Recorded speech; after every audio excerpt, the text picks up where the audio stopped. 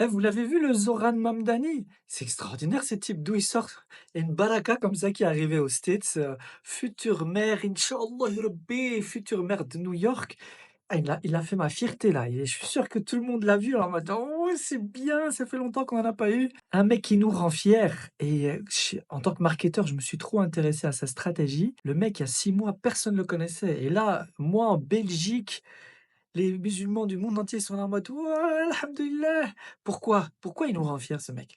Parce qu'en fait, il nous montre qu'il y a quelque chose qui est possible, c'est-à-dire avoir des convictions fortes, des valeurs, une identité sans la renier.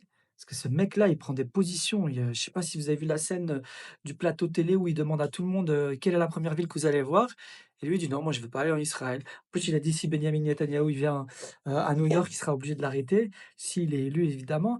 Mais tu vois, quelqu'un qui porte des convictions fortes, d'accord? Il ne change pas, il cherche pas à plaire et il sait que la vérité et la justice vont toujours primer. Il faut s'attacher à ces valeurs-là. Aujourd'hui, on voit trop de politiciens qui, pour plaire, trahissent des positions, réagissent en fonction d'intérêts stratégiques. Lui, il dit: «Non, le droit, c'est le droit, la vérité, c'est la vérité». Et en plus de ça, il y a un deuxième truc qui est très important, c'est qu'il a compris le sens de la collectivité et la convergence des luttes.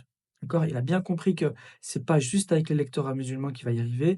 Il est parti chercher toutes les couches de la société, vraiment en mode bottom up. C'est un mec du terrain, il a été élu, je pense dans le Queens ou quoi, et il est parti rassembler les gens avec des convictions fortes, un vrai programme, une vraie vision. Il fait partie de cette génération de musulmans qui sont nés en Occident, qui ont pris tout le meilleur de cette société, avec des compétences fortes, une compréhension du contexte, et cetera, et ils s'assument et ils se positionnent comme étant une valeur ajoutée. N'oubliez jamais, rahmatan lil alamin. On est une miséricorde pour la société en général. Posez-vous toujours la question très profonde de: «Quelle est ma valeur ajoutée aux gens autour de moi?» et lui là, il l'a très bien compris et il fait notre fierté. Franchement, c'est une masterclass marketing qu'il a fait lui.